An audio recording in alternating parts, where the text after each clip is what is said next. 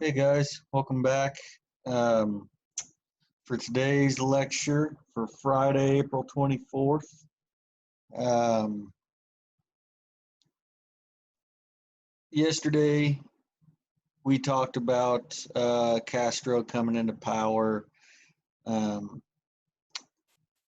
and we're going to revisit him here pretty soon.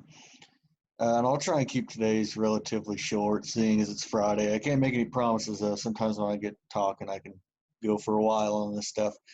But today we're going to get into the extreme escalation of tension between the US and the Soviet Union. And things really start to pick up in 1960 with what was known as the U 2 affair. Now, U 2 was a spy plane that America had used, or it was a plane America had used, and they were using it to get recon on the Soviet Union. Recon being your reconnaissance, just flying over, taking pictures of things, getting an idea.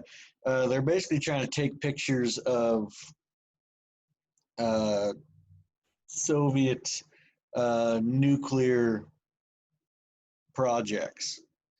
So it was pretty well known that everybody was spying somehow, as everybody is in like both the US and the Soviet Union.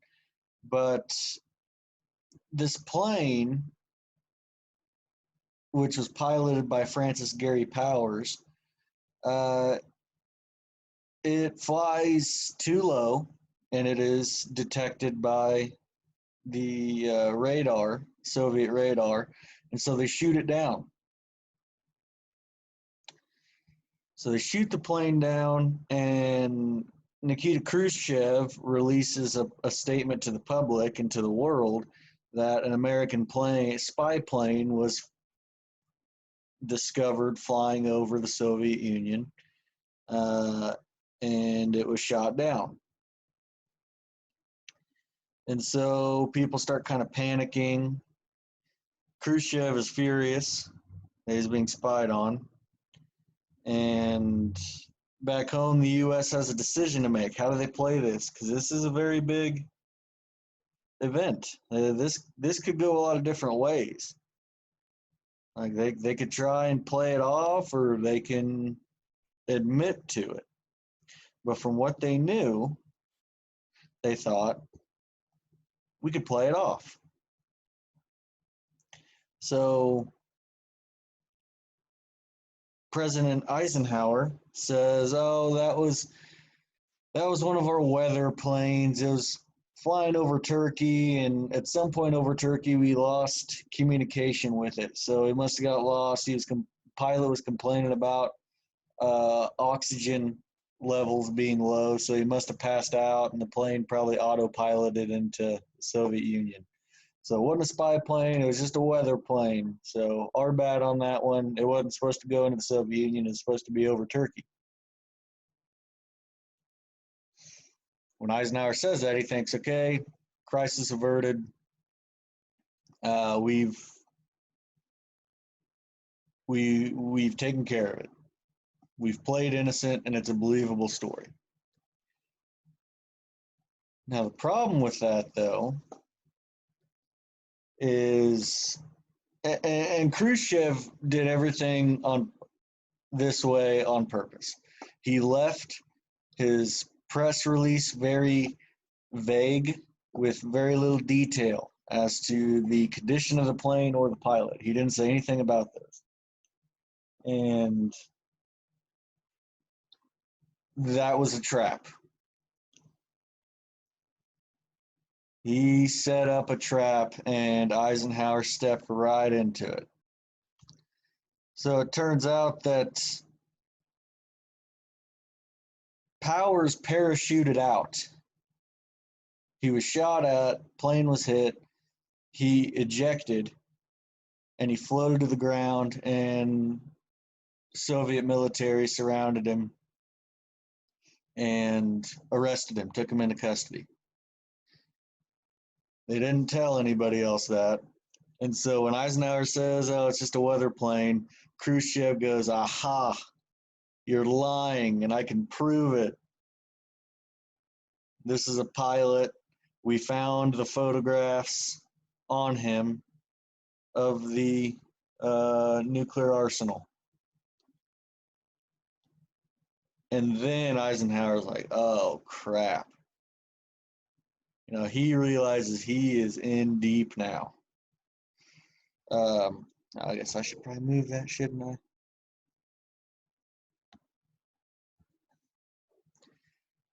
So Eisenhower now has no choice. I guess he kind of has a choice. There's a bit of time where, because coming up, within a couple days, there's a planned summit, which, summit means meeting, basically, meeting of powers in Paris between Khrushchev and Eisenhower and whoever the leaders of France and England were at the time.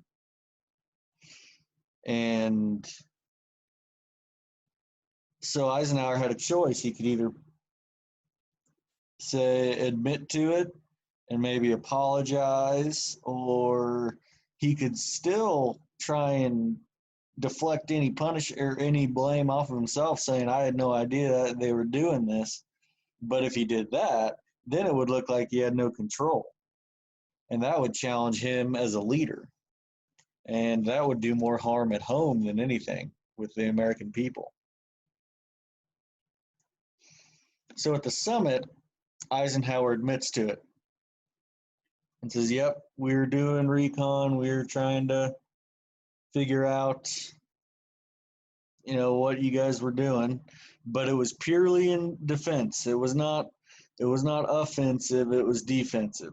We're just trying to protect ourselves, which is an interesting strategy, but, he was limited. So Eisenhower chose that route. And he doesn't apologize. He says, I know you guys are doing it too. And Khrushchev's like, yeah, but we're not dumb enough to get caught. So, yeah, it's a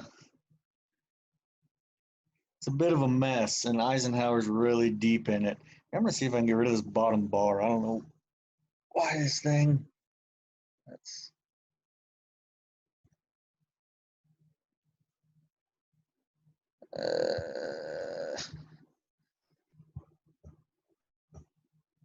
All right. So, yeah, he has to admit, and Khrushchev's so mad that he won't apologize or really show any kind of remorse that he storms out, and the summit ends up being a failure. And it just further escalates the tension between the U.S. and the Soviet Union. So Powers is put in front of a jury, and he was put in a show trial, and it's called a show trial because it was all for show. Like he was guilty from the second he hit the ground. He had no chance. This trial was purely just to exercise power over him. Like he was found guilty easily. And he's sentenced to 10 years in prison and 7 years of hard labor. Now, the truth is actually that Powers actually received preferential treatment. He was treated pretty well. He was put up in a suite. He passed the time by doing arts and crafts. And in less than 2 years, he's released. In 1962, he's traded, in a prisoner exchange with Rudolf Abel, who was captured by the U.S. as a Soviet spy. And so he was returned home, but he receives a pretty cold, welcoming home as, a prisoner. When he comes home, people blame him, call him dumb for getting shot down and all this, and he's treated pretty poorly. They ignore the fact that he was in Soviet custody for years, and he was brave enough in the first place to take on the mission. So But actually, his prisoner exchange, they made him. There's a movie made about 4 or 5 years ago called Bridge of Spies. Tom Hanks is in it. I love it. I think it's an awesome movie. You know, as a history nerd, I think it's really good. It's kind of slow and boring for others, but um, it's about the exchange, and the exchange, like it took place on in or on a bridge in Berlin, where one side of the bridge was in East Berlin, and the other side of the bridge was in West Berlin.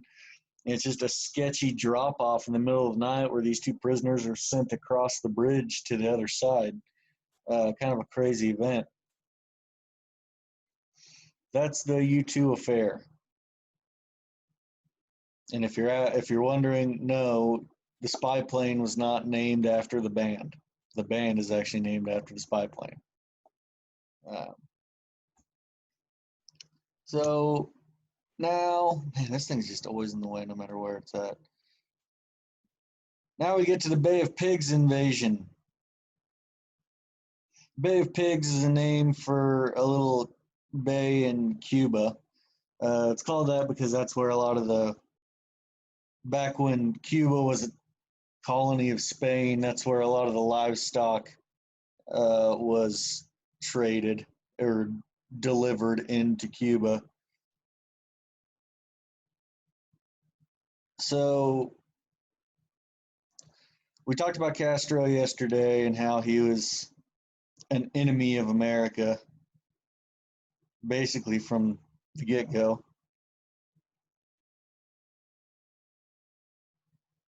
And America had tried to get rid of him many, many times and through many, many different ways. Um, but the first one, after he takes power, is a planned invasion of Cuba. And this planning starts when Dwight Eisenhower is in power. Um, so the planning takes place for a couple years, and then in 1960, John F. Kennedy is elected president, and he allows this to continue. He basically gives it the okay once it's ready to take off. The plan was to have a brigade of Cuban exiles. So people that either defected from Cuba when Castro took over, or people that he basically kicked out. There's about 1,400 of them, and they take off from Guatemala in Central America, and they head across the sea. And the Cubans had been alerted that an invasion may be coming. And then as it got closer to the time, they were alerted of a specific location. And it took place, started April 17th. And these Cuban exiles reach land, and they plan on attacking a small naval base. When they get there, the whole place is empty. Like, it's been vacated completely. And another small regiment a couple miles away lands at another base that's also empty. And they're confused, but the plan was after you take those two bases, you're supposed to meet at a rendezvous point, which is kind of in the middle. So they go on to the rendezvous point, and there they are ambushed by Cuban militiamen, and fighting goes on for about 3 days. But the Cuban exile / American backed army is completely captured, and defeated. And it's humiliating for America. Kennedy takes full responsibility, says it was his idea, or says, it was his call, and they were following his orders, and it just falls completely apart. It's a mess. America looks stupid. The Soviets are laughing. Castro's obviously furious. So we're getting into a couple big mistakes by the American government. Like, these were huge failures. Huge. This would haunt Kennedy. Kennedy was the youngest president elected in American history. Okay, he was a symbol of youth, and this kind of mistake turned into a symbol of inexperience and arrogance. People started questioning his ability to lead. Now, before long, he will turn things around. He'll rebuild his image pretty soon here in the next year or two. But right now, he does not look great. And America is only amping up the tension between the U.S. and the Soviet Union. So now we go to our central question. Who was the pilot of the U-2 spy mission? So now you'll answer this question, and you will turn in that document once you have all 5 questions and answers. So try to keep it somewhat short. It's under 20 minutes, so I'll take it. That'll be it for today. Thank you guys for tuning in. Thank you for working hard this week. Have a great weekend. Take care.